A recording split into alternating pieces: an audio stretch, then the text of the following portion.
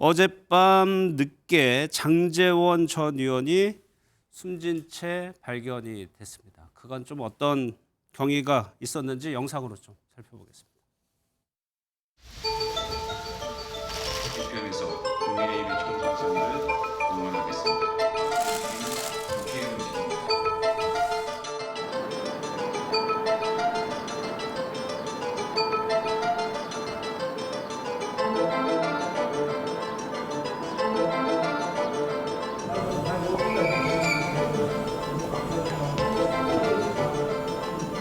오늘 언론에서 많이 와가지고 제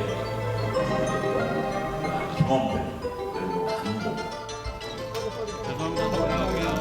지나갈게요.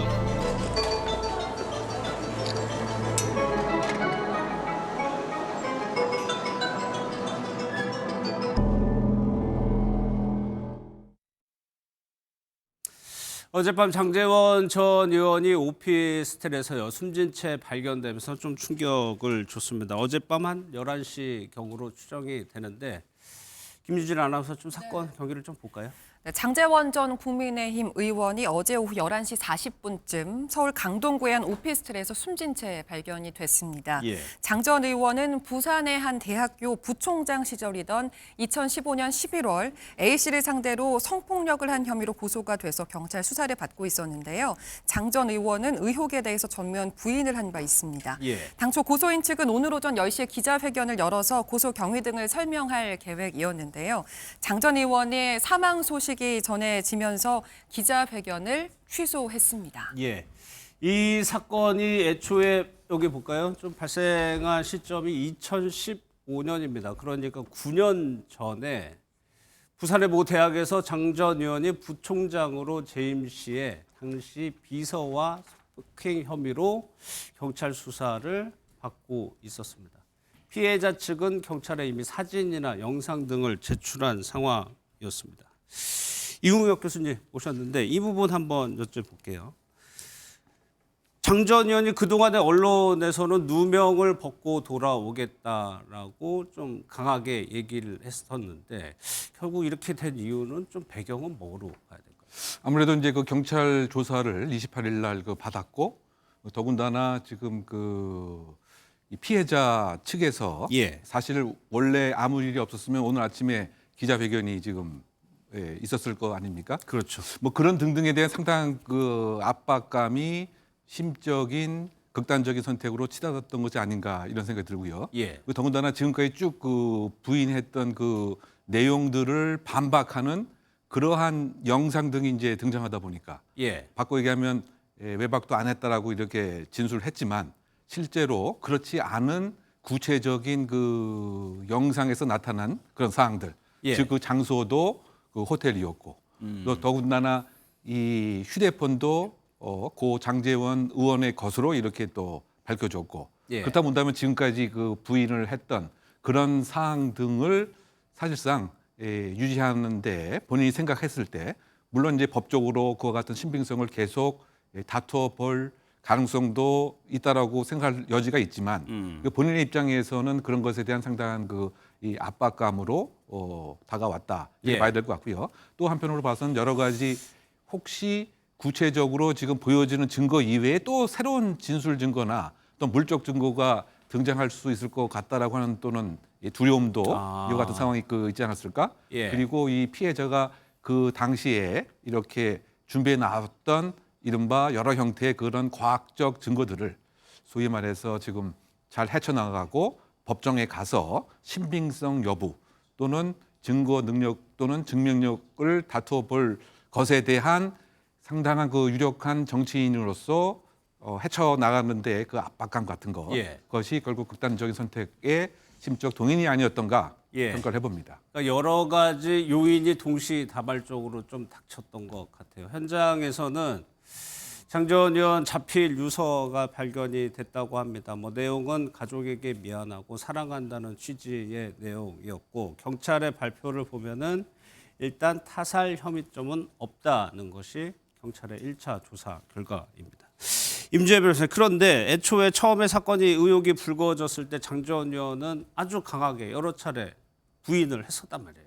그렇습니다. 범죄 혐의점에 대해서 사실 무근이다 부인을 해온 상황이었습니다. 28일 있었던 경찰 조사에서도 이와 같이 부인하는 입장을 견지했다고 전해지고 있고요. 예. 이후에도 이제 언론과의 대응을 통해서도 전혀 사실과 다르다.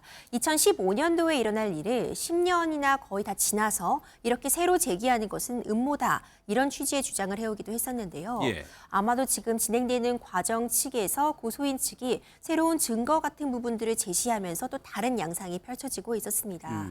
지금 문제되는 부분이 이 사건 직후에 이 두 사람이 나눈 그런 대화 내용들, 문자 같은 부분들이 지금 공개가 되었고 예. 돈 봉투를 건넨 의혹 같은 부분들이 제기가 되고 있었는데 장 전 의원 측에서는 이 전후에 있던 문자 맥락 같은 부분들이 다 앞뒤가 잘려있는 편집된 부분이다라고 주장을 해왔고요. 예. 돈 봉투 같은 부분도 건넨 적이 없다고 밝히고 있는 상황이었습니다.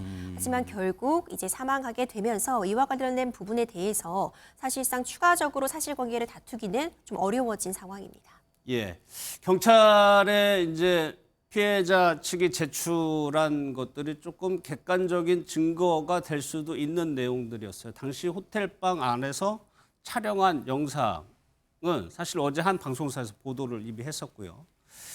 이 피해자 몸에서 나온 남성 DNA 검출된 결과도 경찰에 제출된 상황이었습니다. 이훈혁 교수님, 그러면 이 정도가 되면은 혐의 입증에는 어느 정도 근거가 되는 상황이었던 걸까요? 아무래도 그 이제 물적 증거로서는 이 10년 전의 일이라고 하더라도 예. 그 특정인의 생체 정보가 특정 부위에서 발견됐다고 하는 이런 점과 또 그 당시에 본인이 그 작성해 나왔던 그 자필 메모 등도 이른바 그 신용성의 정황적 보장이 인정되는 그런 이제 문건이기 때문에 예. 그 판사의 그 심증을 형성하는데 상당한 이제 역할을 했었을 가능성이 이제 큰 것이고요. 예. 더군다나 지금 공소시효가 이제 이 성범죄 관련 같은 경우 이제 10년인데 어쨌든 그 공소시효가 지금 다 도과된 것, 10년이요? 네, 도과되지 않은 상태이기 때문에 이 또한 그 요건에는 이제 그 부합이 되는 것이고요. 예. 다만 이제 좀 의심스럽게 혹시 그 방어권 그 차원에서 얘기할 수 있는 것은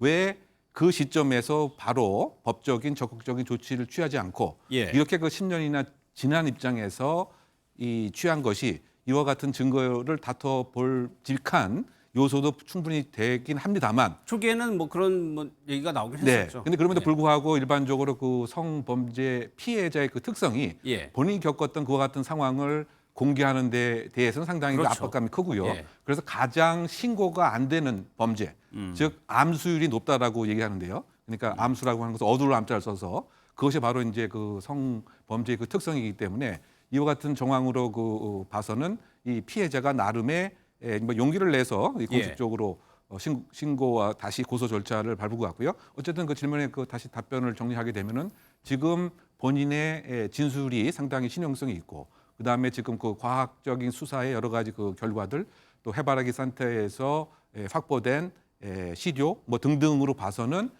법정에서 상당한 압박감을 이 장 의원이 느낄 예. 만한 증거가 현출이 되는 상황이었고 또 이외에도 아직 밝혀져 있지 않은 혹시 그 오늘 오전에 기자회견에서 이와 유사한 또는 증명력 더 가질 수 있는 뭐 증거도 또 혹시 준비했던 것은 아닌가를 보게 되면은 예. 어쨌든 나름대로의 그 입증에 대한 그 기본적인 요건은 뭐 충족이 된 것이 아닌가라고 뭐 추정해 볼 대목입니다.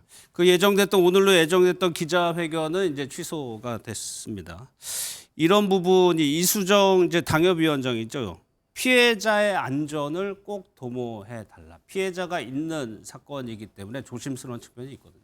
그러니까 이제 이것이 이제 법적인 판결은 나진 않았지만 예. 물론 이제 그 피의자가 사망을 해서 뭐 공소권 없음으로 뭐 종료가 될 것이지만 일단 그 외관상의 모습을 보게 되면 이른바 그 권력형 성범죄의 그 모습을 띈 것은 부인할 수가 없을 것 같은 생각을 일단 해봄직한 거죠. 예. 그 과거에 뭐 유사한 사례가 그 뭐 충남 도지사 또 부산 또 시장 또 서울시장 등이 이른바 상하 관계에서 소위 그 권력의 위계 질서 속에서 예. 그 여성 비서 등을 외압을 이용해서 이제 성적인 이 강압을 행한 이런 것이 이제 그 권력형 성범죄의 모습인데 그런 경우 실체 진실이 제대로 밝혀지거나 실체 진실 발견에 관심을 보기보다는 오히려 피해자를 비난하거나 또는 그 피해자의 신상 정보가 유출되거나 예. 또는 그 사실관계가 그 왜곡이 되는 이러한 현상들을 우리가 봐왔었죠. 예. 더군다나 이를테면